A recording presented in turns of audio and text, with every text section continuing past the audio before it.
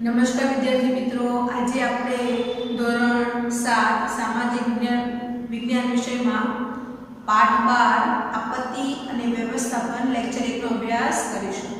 વિદ્યાર્થી મિત્રો, આજે આપણે ભૂગોળના એક પાઠની ચર્ચા કરીશું।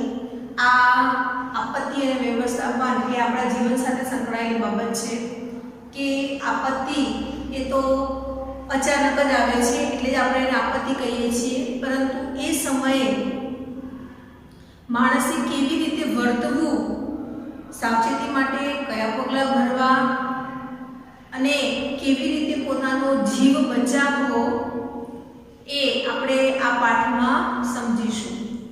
જ્યારે આપણે મુશ્કેલીમાં હોઈએ છીએ ત્યારે ગભરાયા વગર એ આપત્તિનો સામનો કરવો ખૂબ જરૂરી છે, કારણ કે ડરવાથી આપત્તિ જતી નથી, પરંતુ ગભરાયા વિના થોડુંક વિચાર કરી અને જો સાવચેતીના પગલાં ભરીએ તો આ આપત્તિમાંથી આપણે બચી શકીએ છીએ। આપત્તિને આપણે પ્રકોપ, આફત તરીકે પણ ઓળખીએ છીએ। આપત્તિ એટલે અચાનક આવી પડતી મુશ્કેલીવાળી પરિસ્થિતિ એટલે આપત્તિ। રસ્તામાં જતા હોય અને વાહન અકસ્માત થયો તો એ આપણા માટે આપત્તિ છે। આપણું રોજિંદુ જે જીવન છે એ જીવન ખોરવાઈ જાય તો એ આપત્તિ ગણાય। શાળાએ જતા હોય અને અચાનક વાવાઝોડું આવે તો આપણે શાળાએ જઈ શકીએ નહીં, તો એ આપણું રોજિંદુ જીવન નિત્યક્રમ છે કે શાળાએ જવાનું છે અને એ સમયે આ વાવાઝોડું આવે છે, આપત્તિ આવે છે, એટલે આપણે શાળાએ પહોંચી શકતા નથી। તો આવી રીતે આપત્તિઓ એ આપણા રાબેતા મુજબના જીવનને ખોરવી નાખે છે। શારીરિક, માનસિક, આર્થિક અને સામાજિક રીતે આપણને તેનાથી ઘણું નુકસાન થતું હોય છે। તો આજે આપણે આ પાઠમાં આવી જ કેટલીક આપત્તિઓની ચર્ચા કરીશું। આપત્તિઓ બે પ્રકારની હોય છે, કુદરતી આપત્તિ અને માનવ સર્જિત આપત્તિ। કુદરતી આપત્તિ એટલે કે જે કુદરત દ્વારા નિર્માણ પામે છે તે, જેમ કે ભૂકંપ આવવો, વાવાઝોડું આવવું, પૂર આવવું, દુષ્કાળ પડવો, સુનામી, જ્વાળામુખી વિસ્ફોટ થવો, તો આ બધી આપત્તિઓ એ કુદરત દ્વારા નિર્માણ પામી છે। જ્યારે માનવ સર્જિત આપત્તિ તો માનવી જાણી જોઈને તો મુશ્કેલીઓ ઊભી કરતો નથી, પરંતુ એની લાપરવાહી, બેદરકારીના કારણે ક્યારેક આગ, બોમ્બ બ્લાસ્ટ, યુદ્ધ જેવી પરિસ્થિતિઓ ઊભી થાય છે, હુલ્લડ થાય છે। તો આ બધી પરિસ્થિતિઓ એ માનવીના વર્તન દ્વારા ઊભી થતી હોય છે, એટલે એને આપણે માનવ સર્જિત આપત્તિ કહી શકીએ છીએ। તો આજે આપણે આ પાઠમાં આવી કુદરતી આપત્તિઓ વિશે જાણીશું। કેટલીક આપત્તિ એવી છે કે જેની આપણને અગાઉથી જાણકારી મળે છે। જો આપણને અગાઉથી જાણકારી મળતી હોય તો એવી આપત્તિથી બચવા માટે આપણે અગાઉથી સાવચેતીના પગલાં ભરી લઈએ, પરંતુ કેટલીક આપત્તિ એવી છે કે આવ્યા પછી ખબર પડે છે, તો એ સમયે બચવા માટે શું કરવું જોઈએ, કેવા પગલાં લેવા જોઈએ એ આપણે આજે જોઈશું। તો ચાલો શરૂઆત કરીએ પાઠ 12 આપત્તિ અને વ્યવસ્થાપન। આપત્તિ શબ્દ કાને પડવાની સાથે જ આપણને એટલે કે મનુષ્યના મનમાં ભય અને બીકના ભાવ જાગે છે, ડર લાગવા લાગે છે આપત્તિ શબ્દ સાંભળીને જ।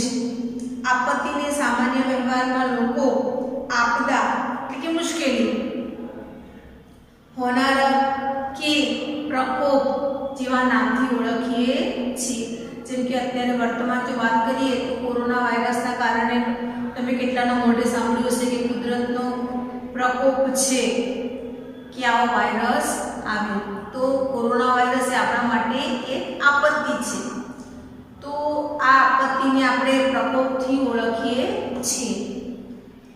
આપત્તિની સાથે વિનાશ અને નુકસાનની પણ કલ્પના આપણને આવ્યા વિના રહેતી નથી। આપત્તિના જોખમોની આપણને જાણકારી ધરાવીએ છીએ। અછત અને રાહત કામગીરી માટેના આયોજન માટે તેના માટે કારણો, જવાબદાર, સંજોગોની વિગતો ધ્યાનમાં લેવી પડશે. આ જાણકારી આપણને બચવા માટે ખૂબ ઉપયોગી છે. આપત્તિ વ્યવસ્થાપનના તજજ્ઞોએ આપત્તિઓને બે ભાગમાં વહેંચી છે. તેના ભાગ જોઈએ તો આપત્તિના બે ભાગ છે, કુદરતી આપત્તિ અને માનવ સર્જિત આપત્તિ. કુદરતી આપત્તિમાં ભૂકંપ, જ્વાળામુખી, દુષ્કાળ, દાવાનળ, પૂર, સુનામી અને વાવાઝોડું. ભૂકંપ તો જમીનના નીચેનો ભાગ, એમાં ધ્રુજારી કે કંપન આવે તો એને કહીશું ભૂકંપ. જ્વાળામુખી તો આપણે અગાઉની ચર્ચા કરી હતી કે પૃથ્વીના પેટાળની અંદર ભૂરસ, લાવારસ રહેલો છે. તે તિરાડોમાંથી બહાર નીકળે છે, પણ જ્યારે જગ્યા નથી મળતી ત્યારે એ પ્રચંડ વિસ્ફોટ સાથે ફાટે છે. એને જ્વાળામુખી વિસ્ફોટ કહેવાય છે. તો એ જ્વાળામુખી ફાટે છે ત્યારે તેની આસપાસના વિસ્તારોમાં દૂર સુધી વાતાવરણમાં રાખ ફેલાઈ જાય છે, ધુમાડા ફેલાઈ જાય છે અને આસપાસના વિસ્તારમાં લાવારસ ફેલાય છે, જેને કારણે ઘણું બધું નુકસાન થાય છે. દુષ્કાળ તો સતત વરસાદ ન પડવાથી ખેતીના પાકો ન ઉગે, પીવાના પાણીની તંગી સર્જાય તો આવી પરિસ્થિતિને દુષ્કાળ કહેવાય છે. દુષ્કાળ પણ બે પ્રકારે હોય છે, લીલો અને સૂકો. વરસાદ ન પડવાથી સૂકો દુકાળ પડે છે અને વધુ પડતો વરસાદ પડવાથી લીલો દુકાળ પડે છે કે વધારે પડતા પાણીમાં પણ ખેતીના એક પણ પાક ઉગી શકે નહીં, તો લીલો દુકાળ પડવાની શક્યતા રહે છે. દાવાનળ તો જંગલમાં લાગતી આગ એ દાવાનળ કહેવાય. પૂર તો જ્યારે ખૂબ જ વરસાદ પડે છે, સતત વરસાદ પડ્યા જ કરે છે ત્યારે નદીઓમાં પૂર આવે છે, નદીઓ ગાંડી થઈ જાય છે અને બે કાંઠે વહે છે એટલે લોકોના ઘરોમાં પાણી ઘૂસી જાય છે, ત્યારે ભયંકર તારાજી સર્જાય છે. તો આવી પરિસ્થિતિને આપણે પૂર કહીએ છીએ. સુનામી તો દરિયામાં પ્રચંડ મોજા ઉછળે, કેટલા ઊંચાઈ સુધી, તો 1600 મીટરની ઊંચાઈ સુધી ઊંચા ઉછળે છે અને આ મોજા જેટલા ઊંચા ઉછળે છે તેટલા દરિયા કિનારે સામે પછડાય છે અને રસ્તામાં જે પણ આવે છે ઢસડીને અંદર લઈ જાય છે. તો આ સુનામી પણ એ પ્રલયકારી મોજા, ભયંકર મોજા છે. અને વાવાઝોડું તો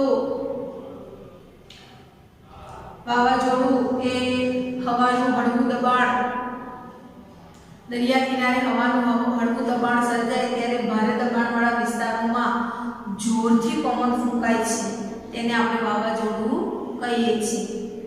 પછી આવે માનવ સર્જિત આપત્તિઓ, જેમાં આગ તો ઘરમાં ગેસનો બાટલો ફૂટવાથી આગ લાગે, શોર્ટ સર્કિટથી આગ લાગે કે કંઈ અન્ય કારણોસર આગ લાગી શકે છે.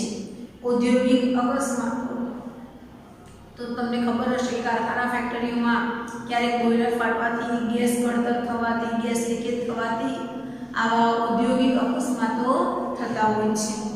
બોમ્બ વિસ્ફોટ તો યુદ્ધ સમયે એક સાથે વધુ તારાજી સર્જવા માટે આવા બોમ્બ વિસ્ફોટનો ઉપયોગ કરવામાં આવે છે. અને હુલ્લડ એટલે કે ધમાલ, બે પક્ષો વચ્ચે આવા હુલ્લડો થતા હોય છે. તો હવે આપણે સૌથી પહેલાં ભૂકંપ આપત્તિ વિશે ચર્ચા કરીશું. થોડીક માહિતી મેળવીએ કે ઉપરોક્ત ઘટનાઓ ભારે અને હાનિ પહોંચાડનારી હોય છે. પૂર, સુનામી, વાવાઝોડું અને દુષ્કાળની પૂર્વ આગાહી થઈ શકે છે. બધી જ આપત્તિ એવી છે કે અગાઉથી આગાહી થાય છે કે પાછળથી ખબર પડે છે? તો ના, કેટલીક આપત્તિ એવી છે જેની અગાઉથી જાણકારી મળે છે.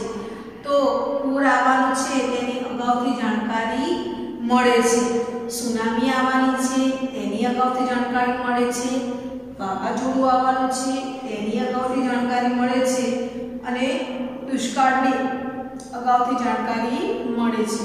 સતત વરસાદ પડતો હોય તો હવામાન ખાતા દ્વારા જાણકારી આપવામાં આવે કે આવનાર 24 કલાકમાં ભારેથી અતિ ભારે વરસાદ પડવાની શક્યતા છે. ઉપરવાસમાં ભારે વરસાદ થવાથી નદીઓમાં પૂર આવશે કે હિમ નદીઓનો હિમ પીગળવાથી નદીઓમાં પૂર આવશે, તો એવી અગાઉથી આપણને જાણકારી આપવામાં આવે છે, જેથી કરીને સરકાર અને લોકો સાવચેતીના પગલાં લઈ શકે. પછી જોઈએ કે સુનામી. દરિયાકાંઠે સુનામી આવતી હોય છે, એની અગાઉથી માહિતી મળે તો સરકાર સઘન પગલાં ભરે છે, દરિયા કિનારે વસતા લોકોને સ્થળાંતરિત કરે છે, જેથી બને એટલું ઓછું નુકસાન થાય. ત્યારબાદ આવે વાવાઝોડું.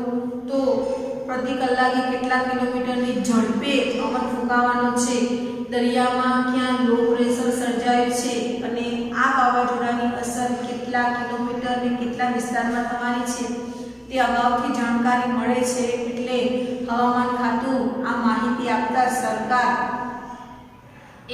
ત્યાં આખી ટીમો ગોઠવી દે છે. દરિયા કિનારે માછીમારોને દરિયો હાંકવાની મનાઈ કરવામાં આવે છે અને ત્યાં 1 નંબરનું, 2 નંબરનું, 3 નંબરનું એમ સિગ્નલ લગાવવામાં આવે છે, જે એની બતાવે છે કે કેટલી ભયંકરતાથી, કેટલી તીવ્રતાથી વાવાઝોડું આવવાનું છે. તો આવી રીતે અગાઉથી જાણકારી મળે તો ચોક્કસ એના સાવચેતીના પગલાં લઈ શકાય. દુષ્કાળ. તો સતત વરસાદ ન પડે, 1 વર્ષ 2 વર્ષ તો વરસાદ ન પડવાથી દુષ્કાળની પરિસ્થિતિ સર્જાવાની છે, તો સરકાર એ પ્રમાણે પાણીનો ઉપયોગ, પાણી પર કાપ મૂકશે, જેથી કરીને લોકો પાણીનો ઓછો ઉપયોગ કરે. તો આવી રીતે જે પણ આપત્તિઓની અગાઉથી જાણકારી હોય તો એનાથી બચવા માટે આપણે સાવચેતીના પગલાં અગાઉથી લઈ શકીએ, જેથી બને એટલું ઓછું નુકસાન થાય. તેથી તેનો બચાવ કરવા સમય મળે છે અને જાનહાનિ નિવારી શકાય. એટલે કે માલને ભલે નુકસાન થાય પરંતુ લોકોના જીવને આપણે બચાવી શકીએ. જ્યારે ભૂકંપ, જ્વાળામુખી અને દાવાનળની પૂર્વ આગાહી થઈ શકતી નથી. જમીનની અંદરથી ભૂકંપ આવવાનો છે તેની અગાઉથી ખબર હોતી નથી. જ્વાળામુખી વિસ્ફોટ થશે તેની પણ અગાઉથી જાણકારી મળતી નથી. તે ફાટવાનો છે તેવી ખબર છે, પરંતુ ચોક્કસ કેટલા સમયમાં કે એ આપણને ખ્યાલ આવતો નથી. અને દાવાનળ જંગલમાં આગ લાગવાની છે તેની અગાઉથી જાણકારી મળતી નથી. એટલે એ આપત્તિ જ્યારે બને છે ત્યારે એની સાવચેતીના ભાગરૂપે બને તેટલું કાર્ય કરી શકાય.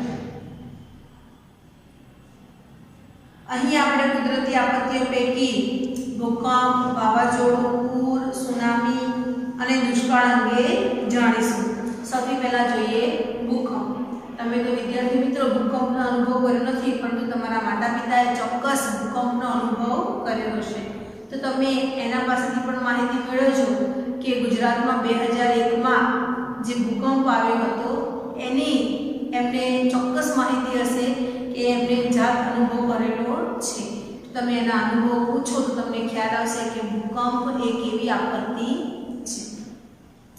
સામાન્ય રીતે પૃથ્વી સપાટીના કંપમાં, અને કંપવું એટલે ધ્રુજવું, એને ભૂકંપ કહેવામાં આવે છે.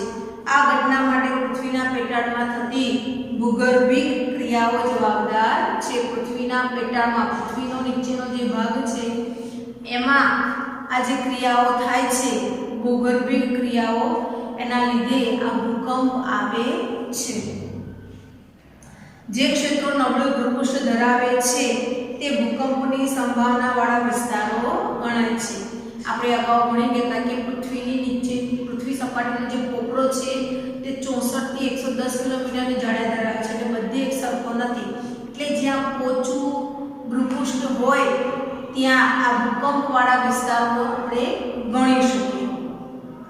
આવા વિસ્તારો અલગ તારવી શકાય, પણ ભૂકંપની ચોક્કસ આગાહી થઈ શકતી નથી. તેથી જ્યારે આ આપત્તિ આવે ત્યારે જાનમાલને ભારે ખુવારી થાય છે. આપણે વર્ગખંડમાં છીએ અને ભૂકંપ આવ્યો, ભૂકંપ આવવાનો છે તેની અગાઉથી જાણકારી તો છે નહીં, વર્ગમાં ભણીએ છીએ અને ભૂકંપ આવે તો શું થાય? તો ભૂકંપ આવે ત્યારે ભયંકર નુકસાન થાય. એની તીવ્રતા ઉપર છે કે તે કેટલી તીવ્રતાનો છે. ઓછી તીવ્રતાનો હોય અને વર્ગમાં બેઠા હોય છતાં પણ ખ્યાલ ના આવે, પરંતુ જ્યારે વધુ તીવ્રતાનો હોય છે ત્યારે ભયંકર નુકસાન કરે છે કે આખા બહુમાળી મકાનો, પુલ, રસ્તાઓ એ બધું જમીનની અંદર ઉતરી જાય છે અથવા તો વચ્ચે તિરાડ પડી જાય છે અને તૂટી જાય છે. તો આ ભૂકંપ આવ્યા પછી આટલું મોટું નુકસાન થતું હોય છે. ભૂકંપ વખતે આપણે શું સાવચેતી રાખવી જોઈએ કે વર્ગખંડમાં છીએ અને ભૂકંપ આવ્યો તો શું કરીશું? તો વર્ગખંડમાં છીએ અને ભૂકંપ આવશે તો વર્ગના 50 બાળકો એક દરવાજેથી બહાર નીકળી શકીશું નહીં. એટલે ગભરાવવું નહીં, બૂમો પાડવી નહીં, ચીસો પાડવાથી કે દોડાદોડી કરવાથી, ધક્કામુક્કી કરવાથી કે ફાયદો થવાનો નથી. એટલે સાવચેતીના પગલાં રૂપે વર્ગખંડની બહાર જવાનો પ્રયત્ન કરવો. સીડી ઉતરીએ છીએ ત્યારે સીડીવાળી દિવાલ પકડી રાખવી. પડે તો દાદરો ઉતરવો જ નહીં, પરંતુ ઉતરો તો દિવાલ પકડીને દાદરો ઉતરવો. ભૂકંપ વખતે લિફ્ટનો ક્યારે ઉપયોગ કરવો નહીં, કારણ કે વીજળી જતી રહે અને લિફ્ટ બંધ થઈ ગઈ તો આપણે લિફ્ટમાં ફસાઈ જઈએ. વર્ગખંડમાં બહાર નીકળી શકાતા નથી તો શું કરીશું? તો ટેબલના નીચે આપણે બેસી જવું, જેથી કરીને જો છત પડશે તો પણ એ ટેબલ ઉપર પડશે અને આપણે નીચે સુરક્ષિત રહીશું. વર્ગખંડમાં એક ખૂણામાં આપણે ઊભા રહીશું, જેથી કરીને આપણે બચી શકીશું. કારણ કે ખૂણામાં ઊભા રહીશું તો ઉપરની છત એ નીચે પડશે, ખૂણામાં પડશે નહીં, એટલે ત્યાં નુકસાન થશે નહીં. તો આવી રીતે ધક્કામુક્કી કર્યા વગર બચવાના પ્રયત્નો કરવા જોઈએ. સુરક્ષિત જગ્યાએ છીએ તો ત્યાંથી ખસવું નહીં. મેદાનમાં છીએ તો મેદાનમાં જ ઊભું રહો, બીજે ક્યાંય જવાનો પ્રયત્ન કરવો નહીં. બહુ ઊંચાઈ ઉપર છીએ, નીચે ઉતરી શકાય તેમ નથી તો અગાસીનો આશરો લેવો. તો આવી રીતે ભૂકંપ આવે ત્યારે ગભરાવવું નહીં અને જો એના વિશે સાવચેતીના પગલાં આપણને ખબર હોય તો એ પ્રમાણે વર્તવું અને બીજાની પણ એ રીતના મદદ કરવી. ભૂકંપ પૂર્ણ થયા પછી પણ ઇમારતોમાં જવું નહીં. આપણને એમ થાય કે ચલો ભાઈ ઘરમાં થોડોક સામાન રહી ગયો છે, લાવ જઈને લઈ આવો, ફરી પાછો આવશે ભૂકંપ, નહીં આવે એની આપણને કંઈ જ ખબર નથી. એટલે એવા સમયે આવી કોઈ પણ જગ્યાએ જવું નહીં. માલ સામાન કાઢવા પણ જવું નહીં, કોઈ વસ્તુ રહી ગઈ હોય તો લેવા પણ જવું નહીં. સરકાર દ્વારા જે પણ સૂચના અપાય એ સૂચનાનું કડકપણે પાલન કરવું અને એ પ્રમાણે જ વર્તવું, જેથી કરીને આપણને નુકસાન થાય નહીં. અહીંયા આપણને કેટલીક ટીપ આપેલી છે કે ભૂકંપ આવે ત્યારે શું કરવું જોઈએ અને શું ન કરવું જોઈએ. સૌથી પહેલાં તો વર્ગખંડમાં પાટલી નીચે બેસી જવું. મેં કહ્યું તમને ટેબલનો સહારો લેવો કે પાટલીનો સહારો લેવો, જેથી કરીને વસ્તુ ઉપરથી કંઈ બી પડશે તો એ પાટલીની ઉપર પડશે, ટેબલની ઉપર પડશે, આપણી ઉપર પડશે નહીં. વીજળીના થાંભલા અને તારથી દૂર રહો. જો તમે મેદાનમાં જ છો તો તમારી ઉપર વીજળીનો થાંભલો કે વીજળીના તાર પસાર થતા હોય તો એ જગ્યાથી થોડા દૂર ખસી જવું, કારણ કે ભૂકંપ આવે છે. જો બહુમાળી મકાન પડે તો વીજળીના થાંભલા પણ પડે ને, તો આપણી ઉપર પડે, આપણને નુકસાન થાય, એટલે એનાથી દૂર રહેવું. સાચા સમાચાર રેડિયો કે ટીવી દ્વારા જાણો. લોકોના મોઢે સાંભળેલું એને સાચું માનશો નહીં અને ડરશો નહીં, કારણ કે ટીવીમાં કે રેડિયોમાં જે સમાચાર આપવામાં આવે છે તે સમાચાર જ સાંભળો. ખોટી અફવાઓથી દૂર રહેવાનું. હવે શું ન કરવું જોઈએ? તો રઘવાયા કે બૂમાબૂમ ન કરો, એટલે કે ગભરાવાનું નહીં, બૂમો નહીં પાડવાની, ધક્કામુક્કી નહીં કરવાની. ઊંચા મકાનમાંથી નીચે ઉતરવા લિફ્ટનો ઉપયોગ કરવો નહીં. ખાતરી કર્યા વિના ઘરમાં ગેસ કે વીજળીથી ચાલતા ઉપકરણો ચાલુ ન કરો. તમારા ઘરમાં ગેસ અને વીજળીના જે ઉપકરણો છે તેને ચાલુ કરશો નહીં. ચાલુ બંધ કરવાના, એને અડવાનું જ નથી. હવે અહીંયા આપણને ભૂકંપનું જોખમ ધરાવતા જિલ્લાઓની યાદી આપી છે નકશામાં. તો અહીંયા આપણને ઝોન 1, 2, 3 અને 4 આપેલા છે. તો સૌથી પહેલાં જોઈએ ઝોન 1, જે લાલ કલર આપણને બતાવે છે કચ્છ જિલ્લો. પછી છે ઝોન 2, એટલે એનાથી ઓછો ભૂકંપવાળો વિસ્તાર, જેમાં દ્વારકા, જામનગર, મોરબી, પાટણ, બનાસકાંઠા, મહેસાણા અને કચ્છનો થોડોક વિસ્તાર આવે છે। ત્યારબાદ ઝોન 3 આવે છે, જેમાં ભાવનગર, અમરેલી, જૂનાગઢ, રાજકોટ, સુરેન્દ્રનગર, બોટાદ, અમદાવાદ, આણંદ, ખેડા, બનાસકાંઠા થોડોક વિસ્તાર, ગાંધીનગર, સાબરકાંઠા, અરવલ્લી, બાકીના બધા જ જિલ્લા નવસારી છે, સુરત છે, ભરૂચ છે, ડાંગ છે, તાપી, વડોદરા, પંચમહાલ આ બધા વિસ્તાર આવી જાય છે। અહીંયા આપણને દાહોદનો થોડોક એક વિસ્તાર આપે છે, જે ઝોન 4 માં સમાવિષ્ટ છે। હવે જોઈએ અહીંયા આપણને થોડું જાણવા જેવું આપ્યું છે કે ભૂકંપની અસર એની તીવ્રતા પર રહેલી છે। તો ભૂકંપ કેટલી તીવ્રતાનો હતો તે જાણવા માટે સિસ્મોગ્રાફ એટલે કે ભૂકંપ આલેખન યંત્ર એના દ્વારા ખ્યાલ આવે છે। ગુજરાતમાં અત્યાર સુધી કેટલી વાર ભૂકંપ આવે છે તે તારીખો આપણને આપેલી છે કે 16 જૂન 1819 માં કચ્છમાં 8.2 ની તીવ્રતાનો ભૂકંપ આવ્યો હતો। બીજો ભૂકંપ 12 જુલાઈ 1915 અંજારમાં કચ્છ જિલ્લાના અંજાર શહેરમાં 6.1 ની તીવ્રતાનો ભૂકંપ આવ્યો હતો અને ત્રીજો 26 જાન્યુઆરી 2001 માં કચ્છમાં જ 7.6 અથવા તો 7.7 તીવ્રતાનો ભૂકંપ આવ્યો હતો। મેં કહ્યું ને કે તમારા માતા પિતાએ આ ભૂકંપનો અનુભવ કર્યો હશે, તો તમારા પરિવારમાંથી પણ તમે માહિતી મેળવી શકો છો કે ભૂકંપ આવ્યો ત્યારે તેમણે સાવચેતી રૂપે કયા પગલાં ભર્યા હતા। બરાબર। હવે જોઈએ બીજી આપત્તિ, વાવાઝોડું। વાતાવરણમાં હવાના દબાણમાં સર્જાતી અસમતુલાની પરિસ્થિતિ પ્રચંડ વાતાવરણીય તોફાનો ઉદ્ભવે છે। તે વાવાઝોડું કે ચક્રવાત એવા નામે ઓળખાય છે। અલગ દેશોમાં તેને જુદા જુદા નામે ઓળખવામાં આવે છે। વાવાઝોડું, ચક્રવાત, ટોર્નેડો, ટાઇફૂન એવા નામથી તે ઓળખાય છે। આજે તો આપણે વાવાઝોડાને અલગ અલગ નામ પણ આપીને ઓળખીએ છીએ, જેમ કે આપણા ગુજરાતમાં ઓખી વાવાઝોડું આવ્યું હતું, પછી ભારતમાં પણ અલગ અલગ જગ્યાએ વાવાઝોડા આવે છે ત્યારે એને અલગ અલગ નામ આપવામાં આવે છે। તમારે પણ વિદ્યાર્થી મિત્રો આવા નામોની યાદી બનાવવાની। આ તોફાની વાતાવરણીય પવનો જે વિસ્તારોમાં ત્રાટકે છે ત્યાં ભારે તારાજી અને વિનાશ કરે છે। ભારતના પૂર્વ તટ અને મલબાર તટે તથા ગુજરાતમાં કચ્છ અને સૌરાષ્ટ્રના કિનારે તેની ભારે વિનાશક અસરો જોવા મળે છે। વાવાઝોડું દરિયા કિનારે ભયંકર નુકસાન કરે છે કે આખી બિલ્ડિંગો પડી જતી હોય છે અને જોરદાર પવન વાતો હોય। તમે ટીવીમાં પણ જોયું હશે કે કેટલી બધી નુકસાની તે કરે છે।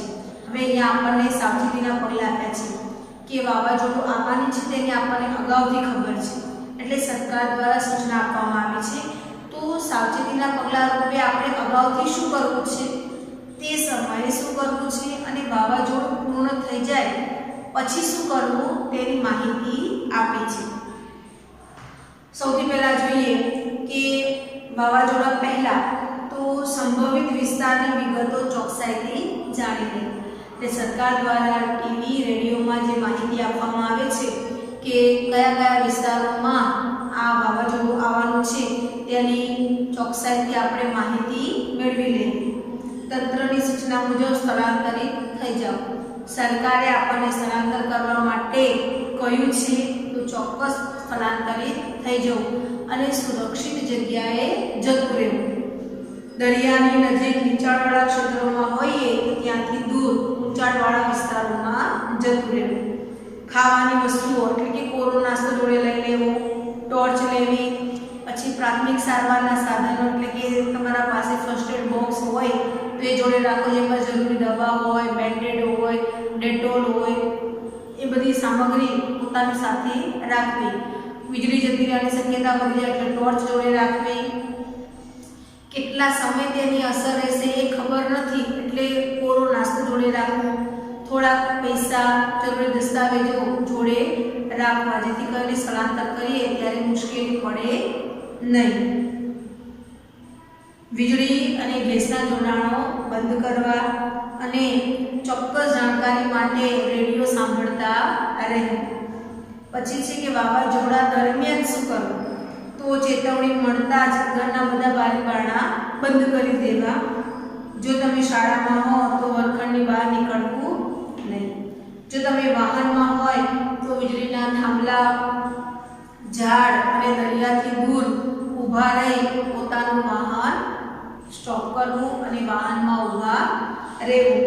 બચવા માટે ઊભા કરાયેલા આશ્રય સ્થાન વ્યવસ્થાપકોની સૂચનાઓનું ચુસ્તપણે પાલન કરવું. પ્રાણીઓના ખીલ્લેથી છોડી મૂકવા, એટલે કે એમને બાંધી નહીં રાખવા, એમને મુક્ત રાખવા, જેથી કરીને પ્રાણીઓ પણ બચવા માટે પોતે વ્યવસ્થા કરી દે. જાહેરાતના બોર્ડ કે વૃક્ષો નીચે આશ્રય લેવો નહીં. તમે રોડ ઉપર મોટા મોટા હોર્ડિંગ્સ જોવો છો અને વિશાળ વૃક્ષો હોય છે, તો વાવાઝોડા વખતે આવા હોર્ડિંગ્સ પડવાની શક્યતા રહે છે અને આવા વૃક્ષો ધરાશય થવાની બીક હોય, એટલે એના નીચે પણ ક્યારે આશરો લેવો નહીં. હવે વાવાઝોડું પૂર્ણ થાય ત્યારબાદ શું સાવચેતી રાખવી?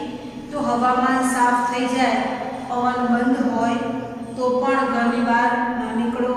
અચાનક પવન કે વરસાદ આવી શકે છે. લટકતા ખુલ્લા વીજળીના વાયરોથી દૂર રહો. કુતૂહલવશ એકત્ર થઈ રાહત અને બચાવ કાર્યમાં અવરોધ ના કરો. એટલે તમને જોવાની ઈચ્છા થાય કે આ લોકો શું કાર્ય કરે છે, એ જોવા માટે એકઠા થશો નહીં. તંત્ર દ્વારા સૂચના મળ્યા બાદ જ ઘરે પાછા ફરવું. રાહત અને બચાવ કામગીરીમાં મદદરૂપ બનો. જો આપણે કરી શકતા હોઈએ તો જે બચાવ કામગીરી થાય છે, રાહત કામગીરી, એમાં આપણે મદદ કરવી. મદદ માંગવા સિવાય ફોન કરવા, બિનજરૂરી ફોન કરવાથી વિરોધ થતા રાહત અને બચાવ કામગીરીમાં વિક્ષેપ પડે છે. જો તમને મદદની જરૂર હોય તો જ ફોન કરો. બિનજરૂરી વાતો કરવા માટે ફોન કરશો નહીં, કારણ કે આવા સમયે સતત લોકો જો ફોનનો ઉપયોગ કરે તો ફોનનું જે નેટવર્ક છે એ ઠપ થવાની શક્યતા વધી જાય છે. તો વિદ્યાર્થી મિત્રો, આપત્તિ વખતે જો આપણે આવી થોડી ઘણી સાવચેતી રાખીએ તો ચોક્કસ આપણે જાનહાનિને ટાળી શકીએ છીએ. વસ્તુઓને મિલકતને નુકસાન થાય તો માનવી એને ફરી ઊભી કરી શકે છે, પરંતુ જાનહાનિ થાય તો ગયેલા જીવને આપણે પાછો લાવી શકતા નથી. એટલે આપત્તિ આવે ત્યારે ગભરાયા વિના સુરક્ષિત જગ્યાએ જતું રહેવું. સરકાર દ્વારા નવી સૂચના ન મળે ત્યાં સુધી સુરક્ષિત જગ્યાએ જ રહેવું, જેથી કરીને આપણે આપણો જીવ બચાવી શકીએ. બને એટલું ઓછું નુકસાન થાય તે માટે આપત્તિ વ્યવસ્થાપન ખૂબ જ જરૂરી છે. તો વિદ્યાર્થી મિત્રો, અહીંયા આપણે આ લેક્ચર પૂર્ણ કરીએ છીએ. હું તમને જે પણ નોંધ મોકલું છું તે તમારે ખૂબ સારા અક્ષરે લખવાની છે. આ બંને કોષ્ટક, ભૂકંપ અને વાવાઝોડાના બંને કોષ્ટક તમારે સવારની નોટમાં લખવાના છે અને એના નીચે આ નોંધ લખવાની રહેશે. અસ્તુ.